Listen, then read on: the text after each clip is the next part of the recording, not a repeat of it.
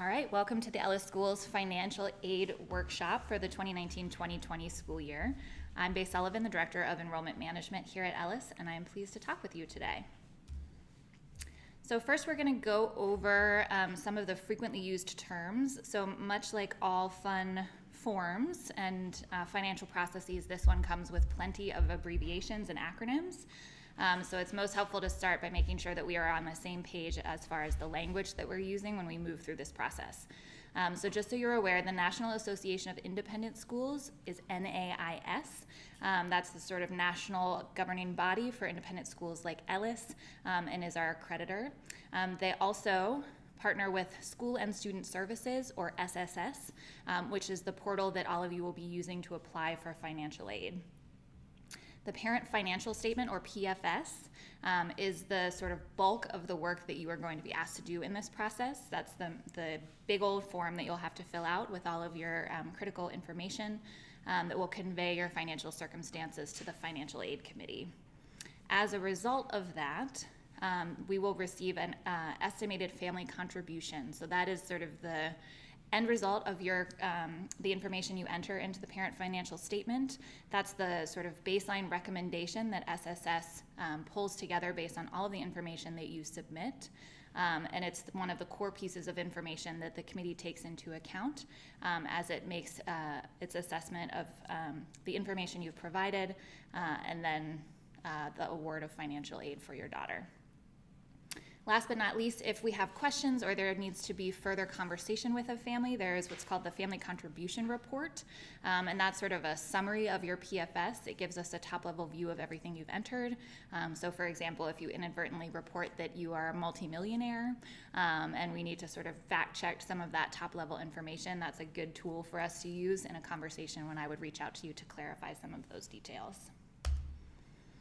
So here's just a sort of overview of what we're going to cover today. We're going to talk a little bit about the process of preparing for the financial aid application and process. We'll clarify again some of the language that we use, a glossary of terms. We'll talk about a timeline, and we'll do a how-to. We'll spend the bulk of our time together actually going through an sort of faux application so that you can see exactly what the form looks like, the kind of information you'll be asked to include. And then we'll talk about sort of expectations for outcomes and what you can anticipate will be the end result of this process. All right, so let's start by talking a little bit about how to approach your thinking about the financial aid process. So first, while it may seem sort of obvious to state, it's important to remember that the process around thinking about affordability of your daughter's education begins with you, and we really invite you to think creatively and comprehensively about not just those resources that you personally may have to contribute to her tuition, but all of those resources that may be available to her widely. So you may be her sort of primary support person. You and a spouse may be her primary support people. She may also have grandparents in her life who really want to see her at Ellis. You may belong to community organizations that offer scholarships. So we really invite you to sort of take stock of all of those folks who are really invested in your daughter's education here at Ellis, and just sort of pull that thinking all together before you enter into this process. If once you've done that sort of analysis of all of those resources that are available to her, you find that you would still need support from the school in order to afford the full rate of tuition, that's the perfect moment to enter into the financial aid application process. So let's review what financial aid actually is.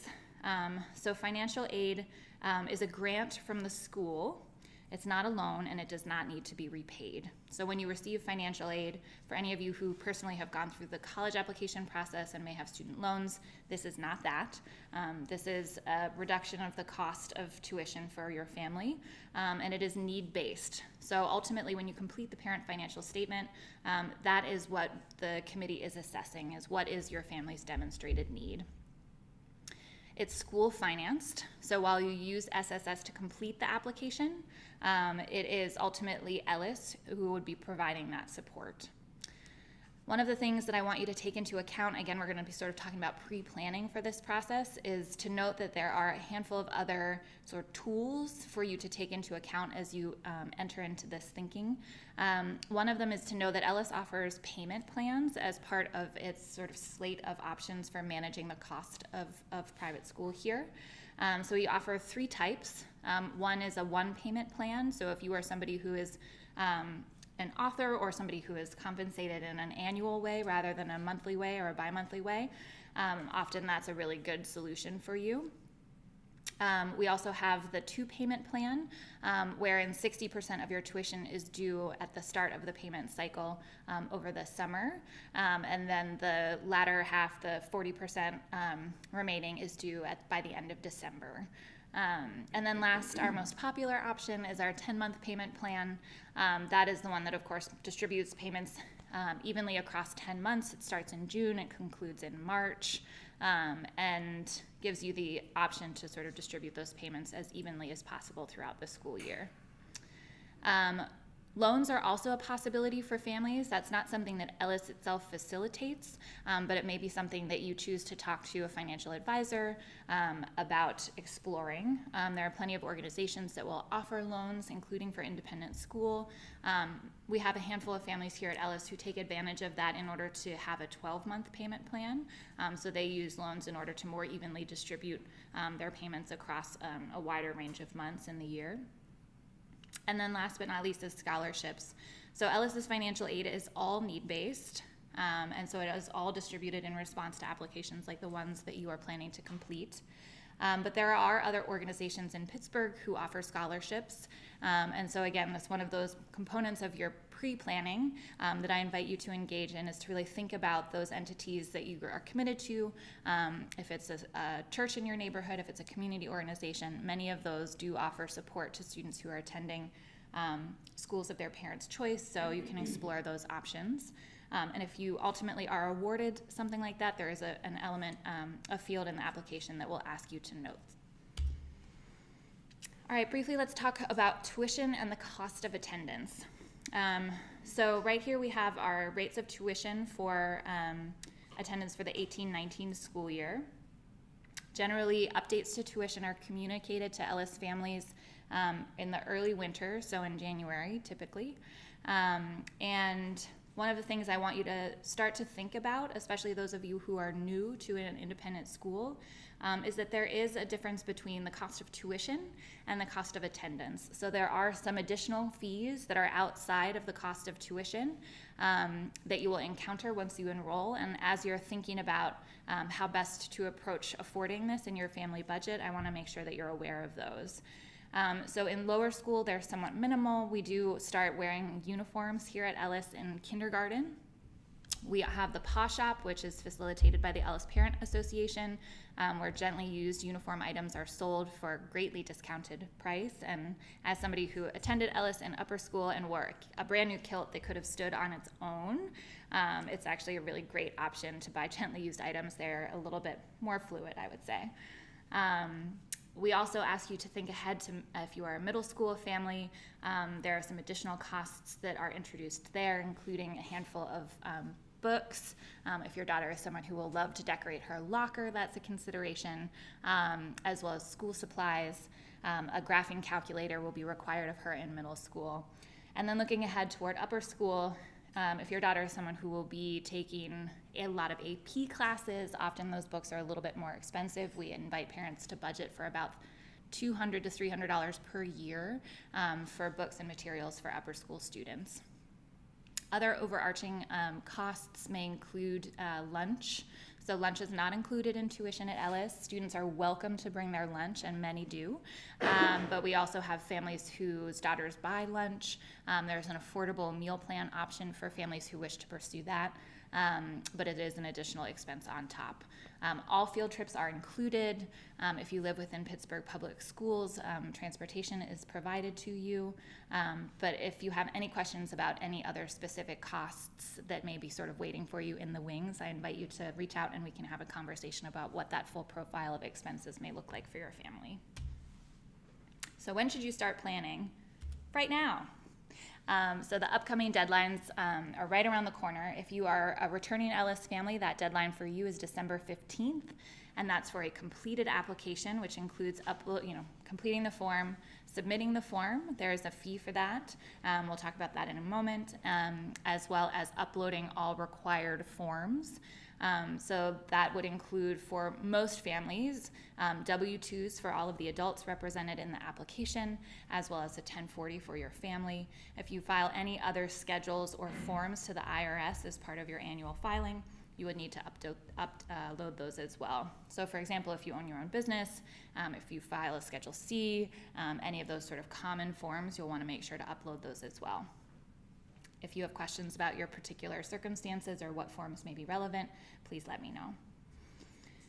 Because we every year have more demonstrated need among our pool of applicants than we have financial aid dollars to allocate, we have to be fairly strict about the deadlines.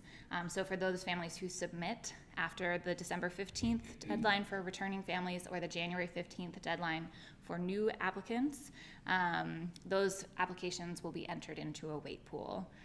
If we have questions as we review, or there is a need for a revision, if there's an error, something like that, you will not be penalized as long as the full application was submitted prior to your deadline. So one of the best ways that you can start planning for this process is to make a budget. So within the packets that you received today, also linked on our website, is a template for a family budget in the case that you don't already have one. It's just sort of a very generalized form that shows you a handful of things you may think about in terms of sources of income and expenses related to your family's sort of day-to-day life. In that template, you'll note that it's broken into a monthly column as well as an annual column, and that is used as a guide to begin thinking about the kind of information that you'll be asked in the application and the parent financial statement. So once you get through the process of sort of evaluating all of your family expenses, we invite you to sort of grapple a little bit with that bottom line. So if you find that you have monthly or annual expenses that are sort of less important to you, less critical to you than affording tuition for your daughter to attend Ellis, it's important for you to explore ways to sort of increase the pool of resources that your family has to contribute to financial aid. If you are a returning family, if you are a new family and you go through that process, so the joke that I make every year is that for me, that would be, I have an aspirational gym membership that I don't use very often. I feel very proud of myself when I do, and it brings me great joy. But if I were going through this process, that would be something that I would probably choose to shed.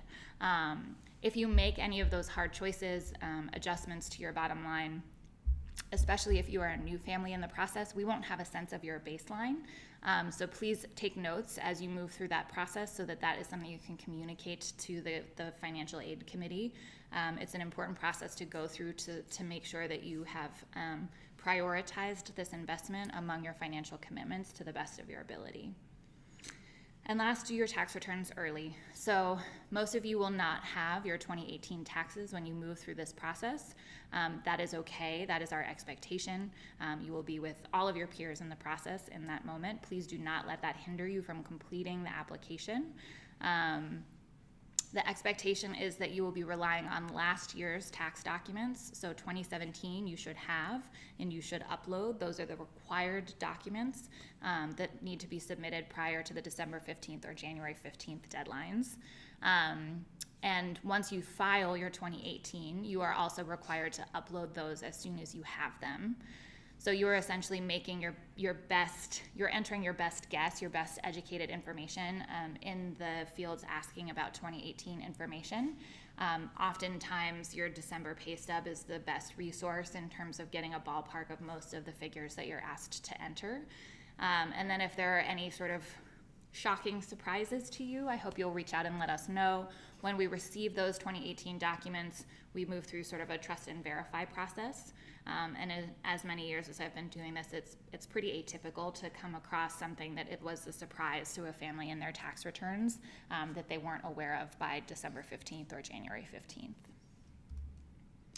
So just to review, December 15th for returning families, January 1st is the application deadline for admission, and January 15th is the application deadline for new financial aid applications.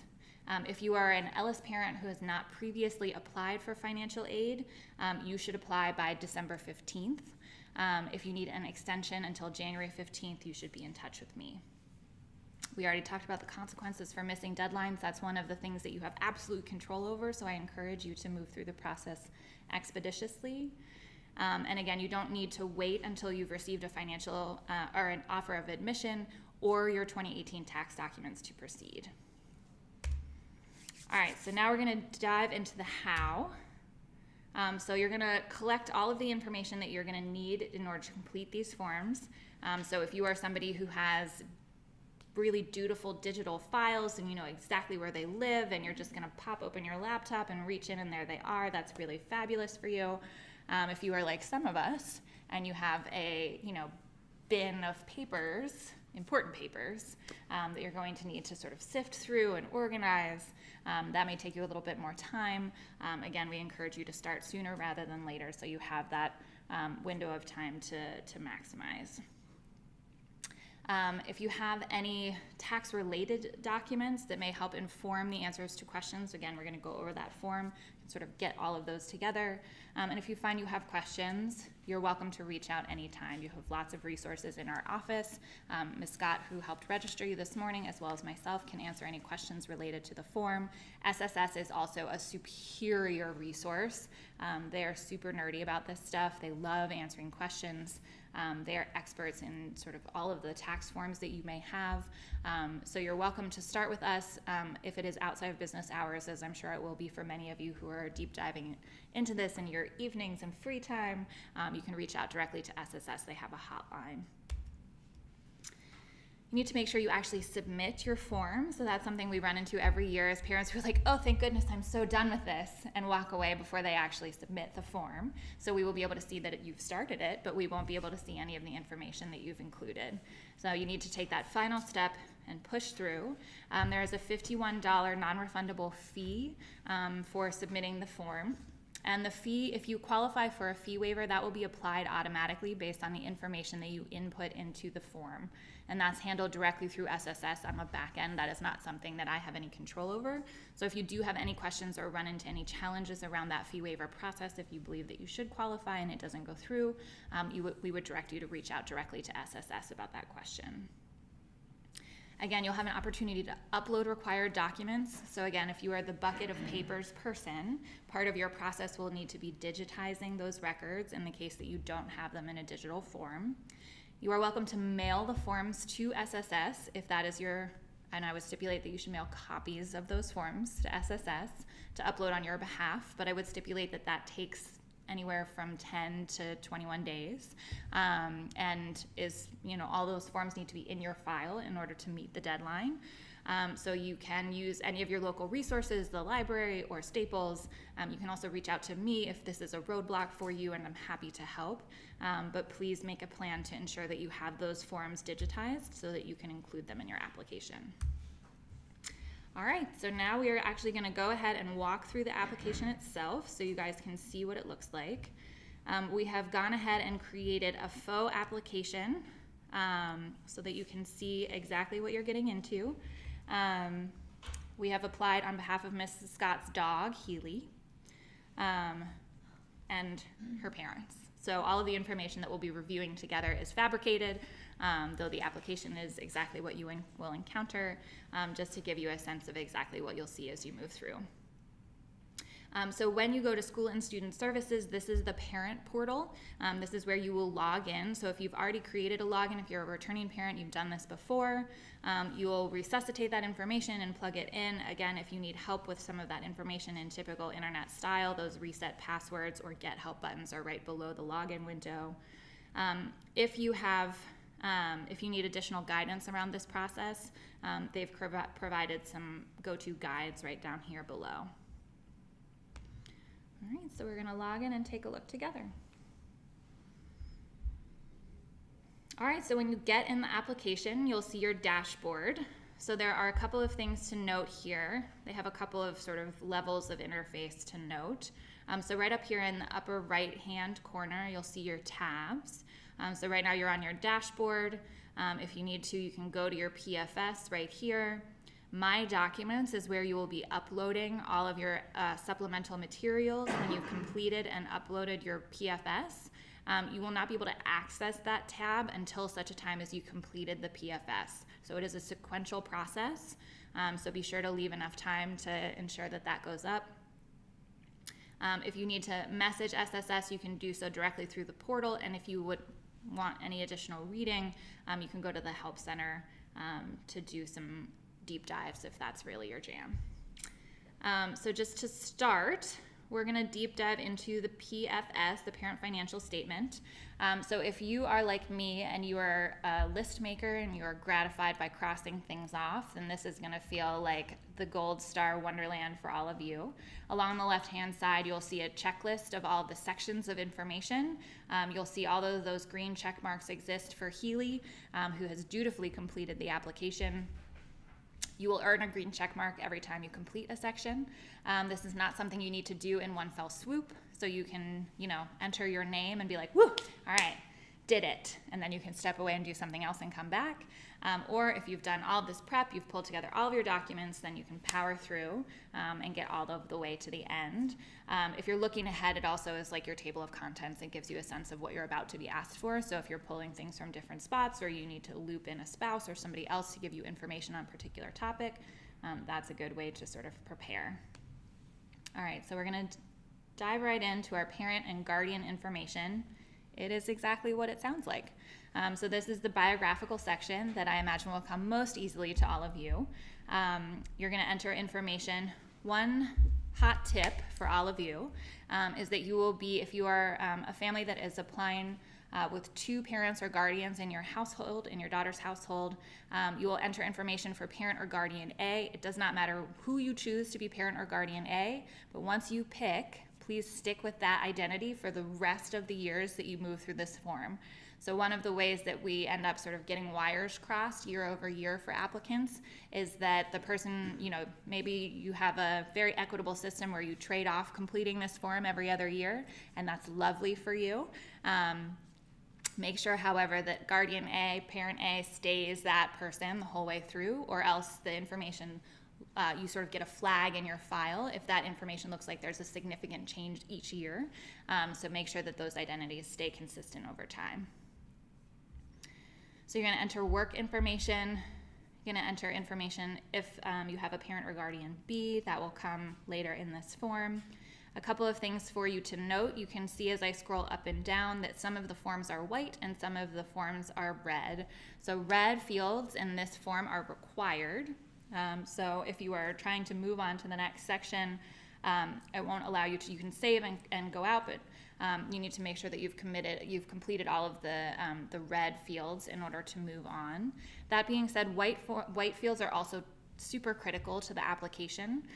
So I strongly encourage you to provide as much information as is asked of you in the form in order to best equip the financial aid committee to review your application. If the answer is not applicable, or if the answer is 0, that's totally fine, but please do take the opportunity to enter that information into the fields when asked. When you get down to the bottom here, you will see this is our first conditional question of the application. So you will have a handful of questions like this throughout the application where you'll be asked a yes/no question. So in this case, does the student have another living biological or legal adoptive parent who is not listed as parent guardian A or B? If the answer were yes, this would open up additional components of the form for you to complete. So for any of you who've used TurboTax, it's that same conditional logic, where if it's not relevant to you, you'll say no, and then you won't have to skim through a whole bunch of fields that you don't pertain. But if it is, you select yes, and then there's additional information for you to provide. So right down here at the bottom, you'll see you have your options: save and next, save and exit, or cancel. Another hot tip for all of you, please, please, please use the internal navigation within the application. So you want to hit save and next, or you want to hit save and exit. You don't want to use the back button in your browser. That will refresh your browser and may sort of negate any information you've entered on this current page. So save yourself the heartache and make sure you're using those buttons that are built into the form. All right, moving next to applicant information. So here you can see we've applied for Healy. We've entered her information here. She attends Precious Children Are Us. She's going into grade 3 in 2019. And this is, you can see it's a pretty brief section, and this is information related only to the applicant. So this is another opportunity for us to have clarity around language that we're using. So the applicant is the subject of the application. It's the student on whose behalf you're applying. And then if you have any other kids, any other dependents, that information is entered next. So those in this application, those two statuses are differentiated. So even though the applicant is also a dependent, you don't need to enter that child twice. So this is only non-applicant dependent information. So if you have additional children, or if you have elderly parents who live in your household and to whom you provide care, anyone who falls within that definition according to the IRS, those folks are folks that you would document here under dependents. So you can see that Healy has a sister, Ruby, who's in fact her mom's dog, and she also goes to Precious Children Are Us. One thing to note here in the application this year, one of the changes if you've done this before, is the location and sort of language that the form is using around 529 plans. So that is, they've added some additional clarity, I think, around questions related to 529s, and they're asking sort of explicitly about who is the beneficiary of the savings plan. So you'll be asked about 529s in a couple of places in the application, so pay close attention to sort of the subject of those questions so that you can answer them correctly. And as always, if you have questions or you want clarity, we offer a copy of SSS's parent workbook, which is in your folder, also available online if you're a Control F kind of person. And you can sort of skim through there. They give you great resources in terms of what should and should not be entered in a given field. But if you require additional support, please reach out at any juncture. All right, so this is a check your work kind of form right here. So this is a good summary. So again, you should only, if you have multiple kids in your family, you should see only one applicant under the applicant field, as long as you're applying for only one student, and then any other dependents under that second heading, and you want to double check that you haven't double entered any of the dependents in your home. Next, we're moving on to select schools. Again, you're earning green check marks. You're on fire here. You're going to let the system know that you're sending this application to Ellis. You can see our SSS code is 2974. That's on our website. It's in your packet. If you forget it or you can't find it, you can also look us up by our location and our name. If you are applying to any other independent schools that require the SSS application for financial aid, please make sure that you enter their information here as well. All right, so now we're getting into the harder stuff. The questions get longer. They start referring to tax forms. We're getting into the deep part now. So this is your basic tax information. So if you've got your W-2s and especially your 1040 handy, you should be well equipped to complete this section. Again, one of the tips that you have available to you is these blue eyes adjacent to some of the questions, which provide additional guidance around the kind of information that is expected of you in these fields. One of the easiest, most common mistakes for families comes in questions related to specific lines in your 1040. So either you do a quick glance, you grab the wrong number and you plug it in here, or you second guess your 1040. So I would give you this advice. Your 1040 is like Google Maps. Like, you want to fight with it, you want to go the way that you know, and it is invariably always right. So make sure you read the question carefully, you pull that information from your 1040, and you will be in good standing. We come next to total taxable income. And again, it walks you through most of the categories that are relevant to you. So I want to talk a little bit here about the chronology of the information that you're asked to include. So you can see here in this top section of salary and wages that you have your 2018 information, and then in the adjacent column, you're asked for 2019 estimated.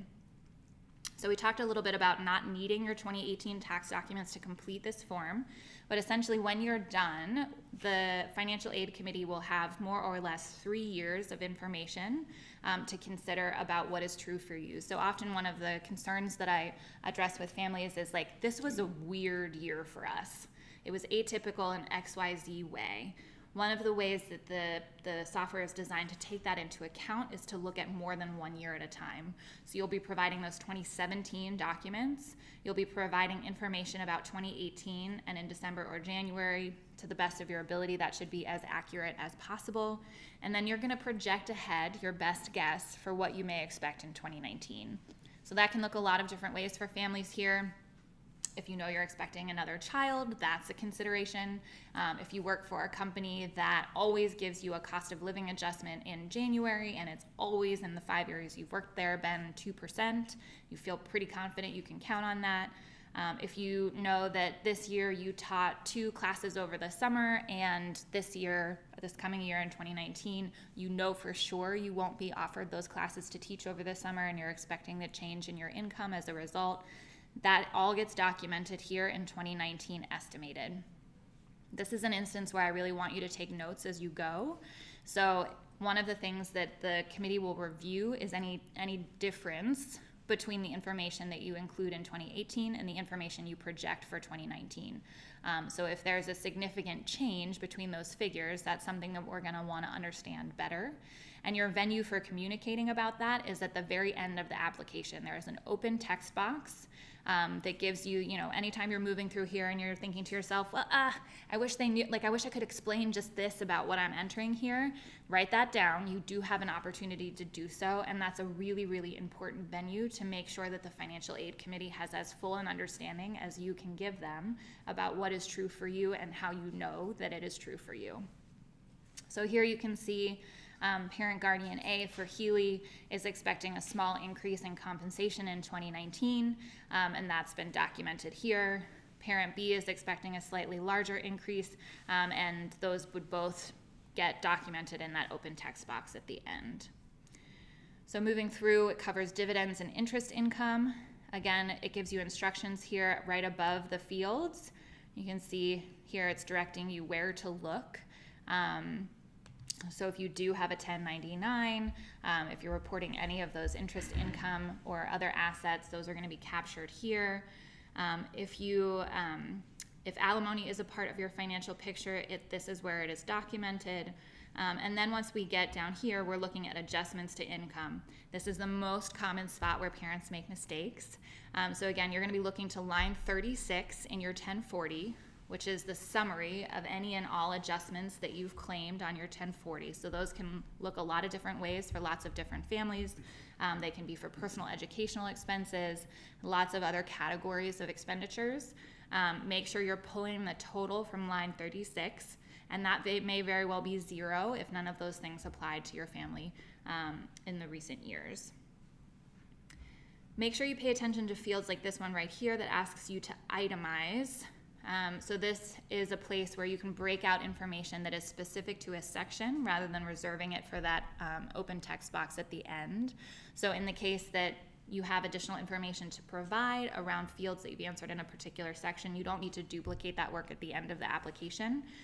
It's helpful for us if you sort of tuck it where it belongs in the case that you're given an open field to do so.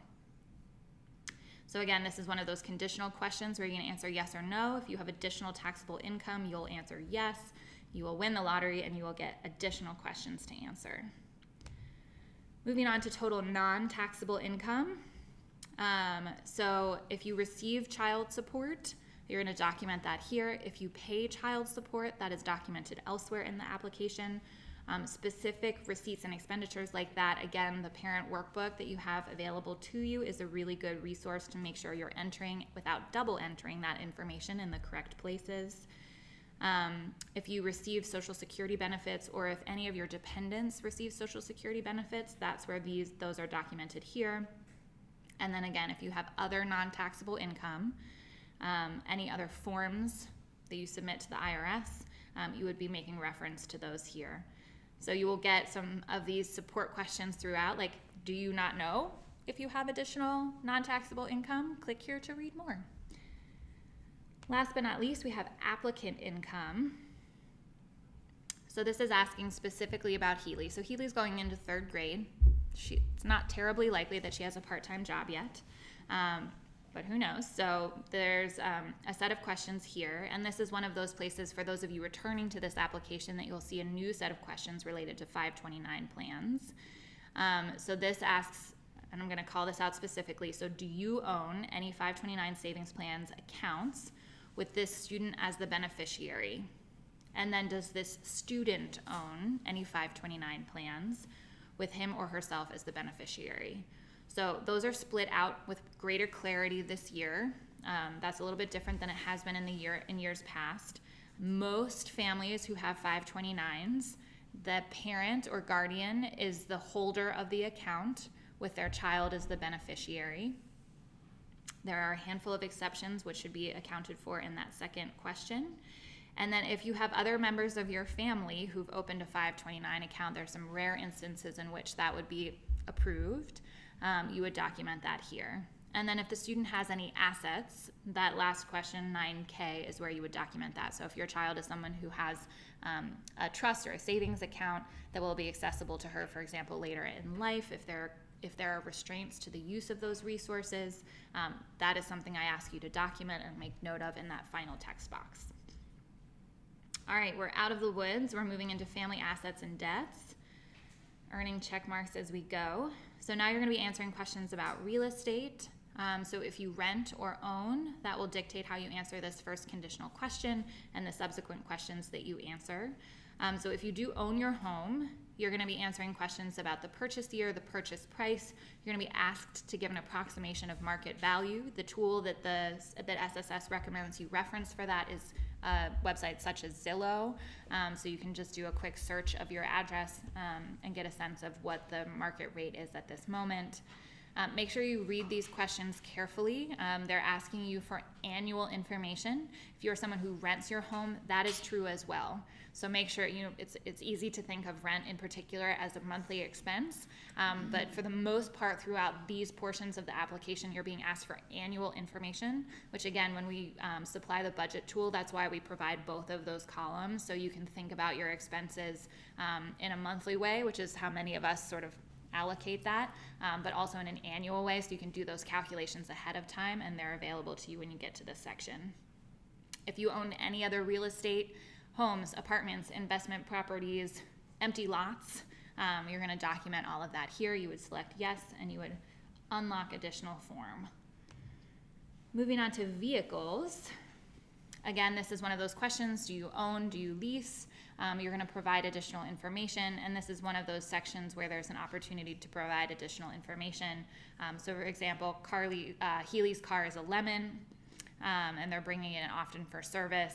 If you, for example, know that you have a 2004 something or other, and it is likely that next year you're going to be purchasing a new vehicle, one of the things that's good to get into the habit of doing in an application like this that will be an annual expectation for you is to, in the case that you have information, you're looking ahead, you're planning ahead, to plug that in here, because once we're looking at a couple of years of applications on the committee, it's helpful to see like, hey, last year they said they were going to need a new car, and hey, here it is. So that's going to have an impact on their bottom line when they're thinking about where tuition fits. And again, what the committee is looking at, and we'll talk about this in a moment when we review expectations and outcomes, is the sort of the confluence of your whole picture. So the more information that you choose to provide to the committee, the more clarity they will have about what is really true for you.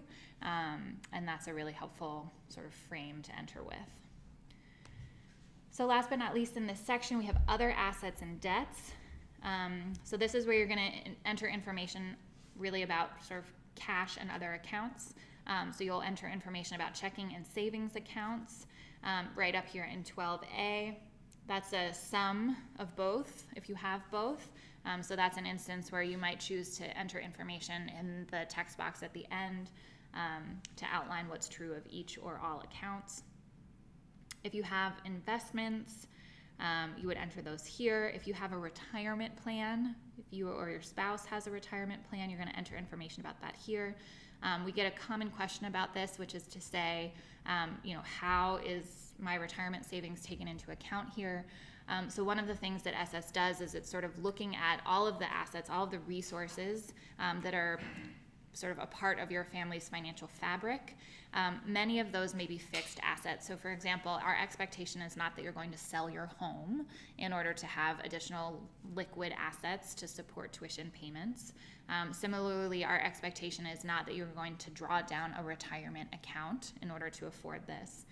What we may be looking at, though, is that the amount that you're intending to contribute each year. So if you are 30 years old and you are maxing your retirement, that is something that we may look at together. The committee may have questions about decision making around that. So why are you prioritizing that at 30 years old when, if you made a different choice, you may have additional resources to allocate toward tuition at this juncture for your daughter. So those resources that are sort of protected in a specific non-liquid way will remain so, but the decisions that you're making about contributions in those arenas would be up for discussion by the Financial Aid Committee and with you. If you have debts, you're going to enter those here. They give you a lot of information about what counts and what does not in this section, and this is to avoid double entry. So you'll recall that we've already entered information about your home, you've already entered information about your car, so those things should not be counted here. This section is really looking for other information. You do have an opportunity to itemize your debts here, so please take advantage of that text box. And then note that consumer debt is broken out separately. So if you have debt that is rotating on a credit card, you'll want to note that here. If there's any information that's relevant to share about interest rates, consolidation, if you've recently sort of done anything strategic around managing debt on credit cards or other consumer categories, this is where you would note that. Alrighty. Oh, one other note here. There are additional sort of sections here where it says total balances from all credit card purchases you've not reported elsewhere.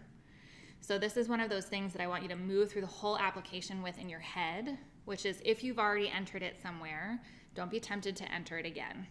If you have questions about where you entered it at the first time or you feel like you need to go back and revise, remember you can always click back into a section. You can save and then move around to double check your own work. All right, we're now into family expenses. Questions under number 13 are some of the most important in the application, so I want to call special attention to those.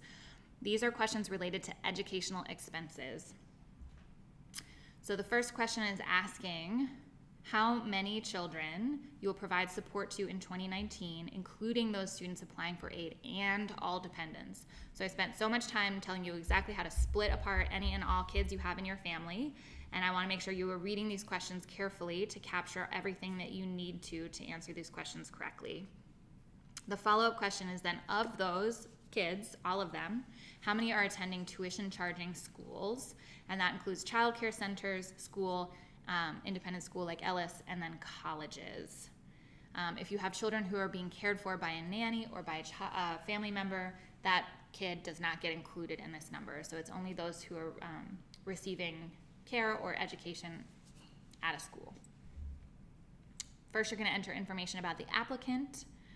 And so I want you again to pay careful attention. In this section, you can see they've even set it up so that you're looking at it as a simple math problem, and that's going to help you check your work. So we're just going to walk through this one all together. So list all of the tuition contributions you expect to make or receive for Healy in 2018-2019. So again, you're looking at 2018-2019, so this is what has been true, what is true for you this current school year. And the first piece of information you're entering is how much money are you contributing from your own earnings or assets, and that would include loans if that's a strategy that you've employed. The next is how much are you contributing from the applicant's earnings or assets. So if you can imagine having a 16-year-old kid who earns $2,000 over the summer and she kicks in $1,500 of that for her tuition, that's where you would enter that here.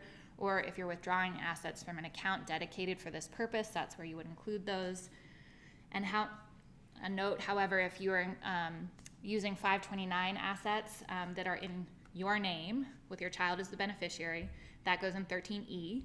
If you have an account that is in her name and you're withdrawing money on her behalf and contributing that toward tuition, that goes in 13F because those are her assets. And then lastly, how much are you receiving from other sources? Friends, relatives, so again, if you have grandparents who are participating, if you have a benevolent aunt in your family and she's kicking in, this is where you're going to document that, excluding financial aid. So those 3 sections together comprehensively will be your family's contribution. And then 13H is grayed out because they'll do the math for you, but you want to check the work to make sure that that looks correct to you. So you can imagine here, so this family with $14,000 in 13D, we note that the tuition for 2018-19 is $21,000. So they're contributing $14,000 toward tuition, and then they're receiving $7,000. So in 13J, we're moving on to 2019-2020. So again, looking forward, you won't have information about next year's tuition rates. So I want you to use this year's tuition rates. We have the ability to go in globally and update that information once new tuition rates have been established. So you need to use the best information available to you, which is the tuition rates for this school year. So you would look at the tuition schedule online for Ellis. You would determine how much it costs for her to come to X grade, whatever grade she's applying to next year, and you would enter that information here, and then you're going to go through exactly the same process for next year. So what are you projecting to be true for next year? So for this family, they're saying, listen, you know, we feel like we can drum up an additional $1,000 next year. You saw that they have a small increase in their income, and they're likely planning to use that to up their tuition participation.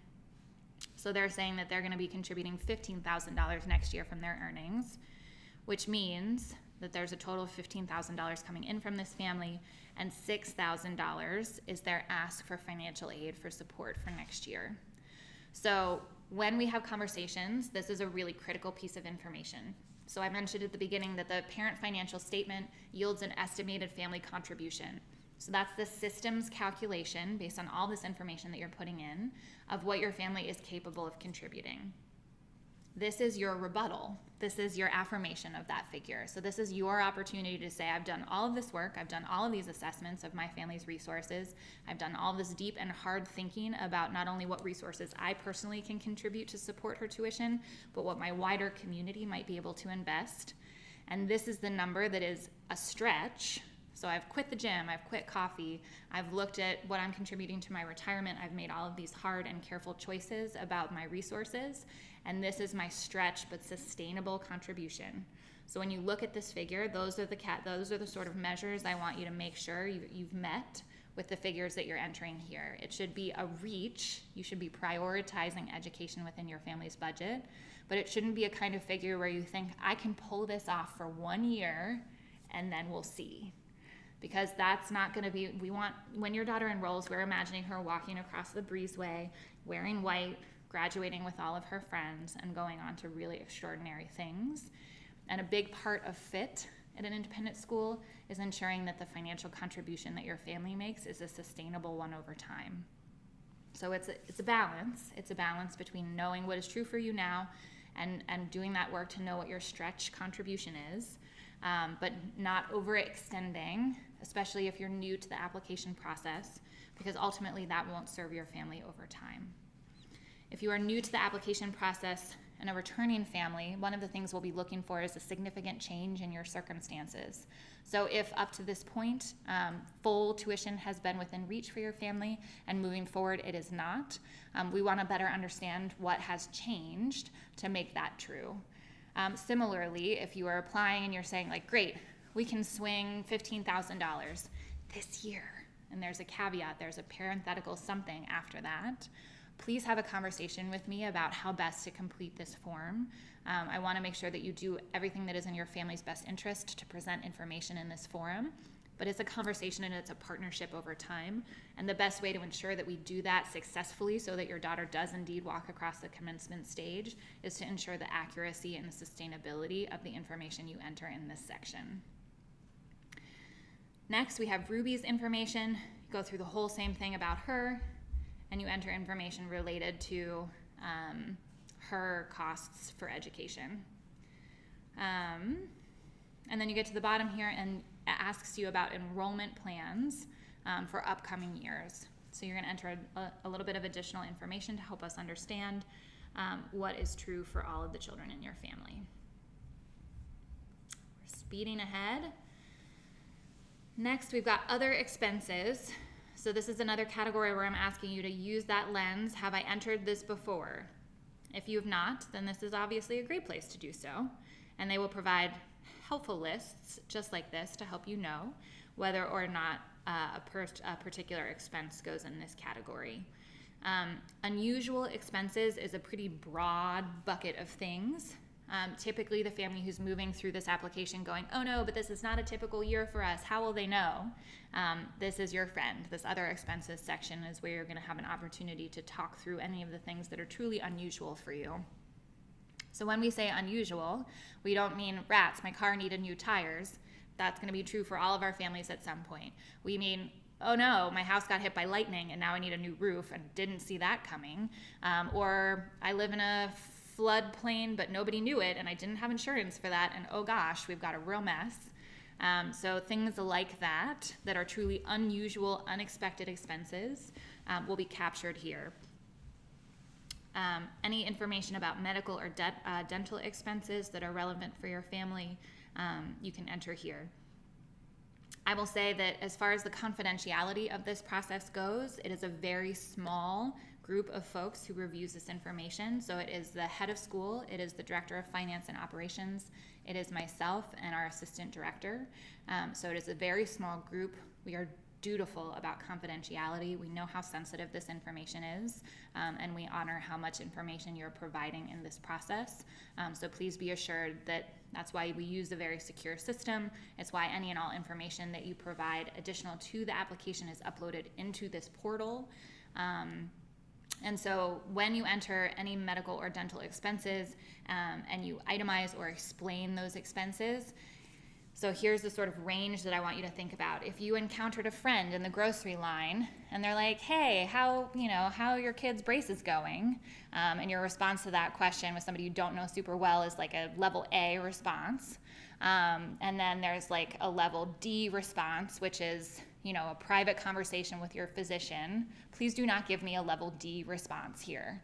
Like we don't need a HIPAA level anything in this application. We're looking for like a level B response, which is my daughter's braces are going well, thank you for asking. And we expect that she'll have about 3 to 4 more years, according to her orthodontist, before everything is resolved and the night gear goes away or whatever. So think about a level B response around information in this category. All right, last but not least, we are moving into our sort of concluding components of the application. So this is your monthly income and expense statement. Up until this point, we've focused primarily on annual expenses. So even those things that you think of as monthly, like rent, we've been looking at in an annual way. This is your opportunity to sort of break it down and show us what is truly real for you. So for the most part, all of those fields have been entered with information with gross figures. So your income is not necessarily your take home. You have a lot of things that come out of your paycheck before you actually get any of that money in your hands. And we know that that's true, which is why this form really helps us understand what is true for you, what is accurate for you on a monthly basis. So if we're imagining that you're going to select the 10-month payment plan, we're looking to see where that monthly payment for tuition is going to fit in with all of the other expenses and requirements for your family. So you want to fill this out carefully. This is sort of a typical month. If you have, let's say, summer camp expenses, you can amortize that over the cost of a year and document those here. If you choose to do that, please make note of that in your text box at the end so I understand how you've reached your calculation. One of the things that we will reach out to have a conversation around is like if you fill this out and you're running $400 every month in the red, I'm going to want to understand how that's a sustainable thing for you. So again, this is an opportunity to check your work. And if your numbers don't balance, if you're not in the black or sort of hovering right around zero, please take the opportunity to explain that in the text box so the financial aid committee can get a grasp on how you expect to plug in tuition and the rate and place that you did if the numbers aren't balancing out for you in a monthly way. Other considerations. Here's your friendly text box. So you've been taking dutiful notes this entire time. You're going to pull that information right in. If you are somebody who is super sort of comfortable on the computer and you're taking those notes, you can copy and paste into this field. That is a permitted action. Otherwise, you can transcribe what you've noted as you've gone. And we love to hear from you. So take the opportunity to really maximize our understanding of your circumstances and anything you've entered that you feel like would be beneficial to the committee to know more about. Finally, we have additional questions here. I mentioned that if you have pursued scholarships with outside organizations or you've received them in the past, this at the very end is where you would document that information. All right, that was a whirlwind. Now we're back here.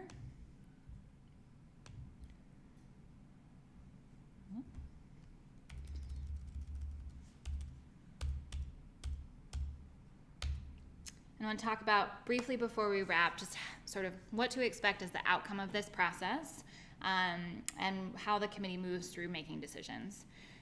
So financial aid awards are calculated. They rely heavily on that estimated family contribution that comes through as the result of the SSS forms that you submit, which are verified by the documents that you upload. And then we also take into account all of the information, all the qualitative information that you provide in your application to better understand what is accurate and true for your family. SSS will recommend to the school the portion of your discretionary income. So the discretionary income is one of the things that the system looks to calculate, and that essentially means how much money do you have left over to make choices with. So beyond things that are super required for your family, like housing or taxes, things that you really don't have any control about, what do you have left over? And where might education fit in as a priority for your family as far as that pool of resources is concerned? So one of the things that I want to note here is I've mentioned that Ellis is a need-based financial aid program. Your family may have demonstrated need. Ellis may not be able to fully meet that demonstrated need.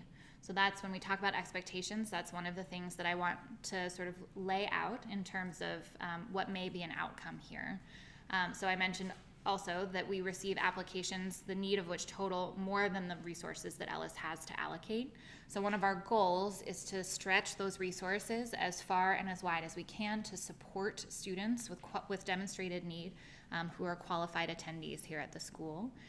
So when you're thinking, again, as creatively and broadly as possible about all of the resources that are available to your daughter, know that financial aid is a pool of resources that is shared across students and across families. And when you do a really good job of thinking about all of the ways that you can contribute to your daughter's education, you're a participant in making sure that we can stretch those resources to support as many families as possible. So it is a collective effort that we make as a community to ensure that as many students who are qualified can receive the support they need to come.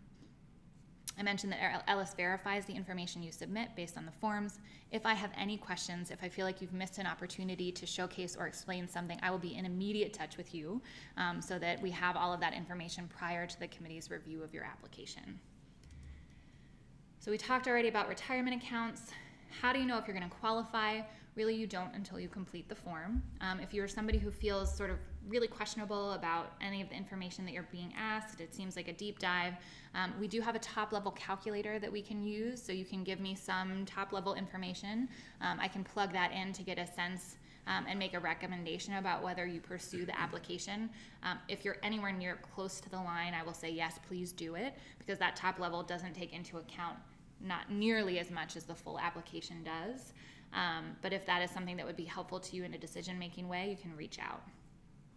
How long does the application take?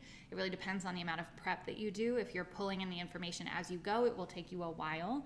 If you do all of this thinking and all of this prep work and get all of your paperwork together, it will go more quickly. And certainly if you're a returning parent and you're moving through this, information that you provided last year gets ported over to your annual application, as well as documents that you submitted in the spring. Those get rolled over too.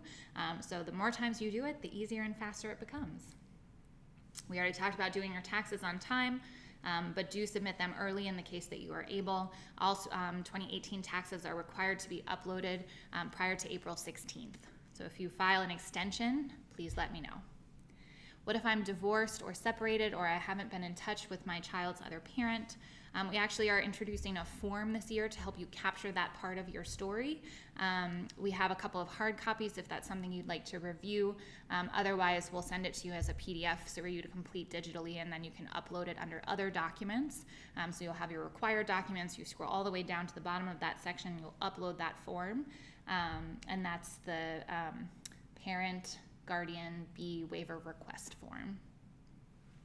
What about recent changes to my taxes?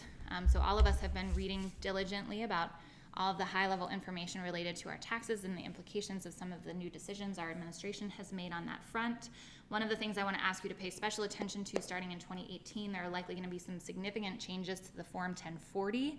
It's being abbreviated and broken out into more sections, which means that moving forward, you'll want to pay careful attention to all of the different pieces of information that this SSS asks you for and be able to upload the multiple components.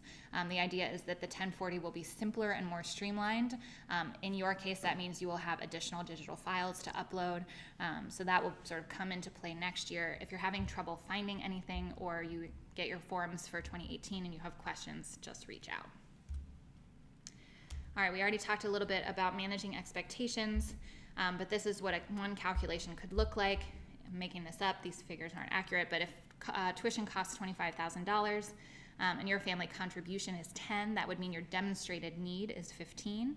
And if Ellis were to meet 100% of your demonstrated need, that would look like financial aid in the amount of $15,000. In the case that we aren't able to meet full need, you might receive an award of $11,250. Now, this is an instance where there could be a discrepancy between your sense of what is possible for you, so what you enter as your parent offer in question 13, and what SSS calculates is feasible for you. So their sense of your stretch might be different than your sense of your stretch. When there is a significant discrepancy, generally I reach out to have a conversation to better understand why your understanding of your finances and SSS's understanding are different. It may be that we offer you an award that doesn't feel like it makes tuition feasible or sustainable. I want you to know that you have an opportunity to reach out and have a conversation with me. So we'll be madly processing all of these applications over the next 8 weeks. It's a dense and busy time. Your best bet is for us to schedule a time so that we can actually meet up. You're welcome to come in and chat with me or to call me on the phone, and we can talk through sort of any questions that exist either after a contract is issued with an award in case it feels like it is different than you may have anticipated, or ahead of that process. A couple of notes for parents applying in the lower school. Applications for financial aid to the lower school, we have a cap on the maximum amount of financial aid that is awarded to lower school students, and that's 50%. So as you enter into this process, one of the things we ask you to do is to take a look at your finances and ensure that you are capable of supporting your daughter at least 50% of tuition in the lower school. And if that is the case, by all means move forward. If it's not the case, or you feel like your application may not demonstrate that it's the case, reach out and we can have a conversation about how best to proceed. In the case that you complete an application and it turns out that unfortunately your family is not able to meet a 50% commitment, then we would be reaching out to have a conversation about looking ahead to applying again in middle school when that cap is alleviated. There are lots and lots of resources on SSS's website, as well as in your folder, as well as on our website. So you can look to any of those spots for additional information. We've already talked through all of this, but just want to make sure you know where to go, you know to complete the PFS, not just start it and then begin your celebration when you believe that it is over. Use NA or zeros when appropriate. Make sure you pay for your submission so that we can view it, and be sure to upload all of those documents prior to your deadline. This is our contact information as well as the PFS application helpline. So if you need to reach out to them directly, you can also chat with them through their website or send them emails. They're super responsive, especially at this time of year. So ultimately, we are here for you. So I thank you so much for joining me. I know that was a whirlwind and a deep dive. And if you have any questions, I hope your most significant takeaway is that we are available. So thank you.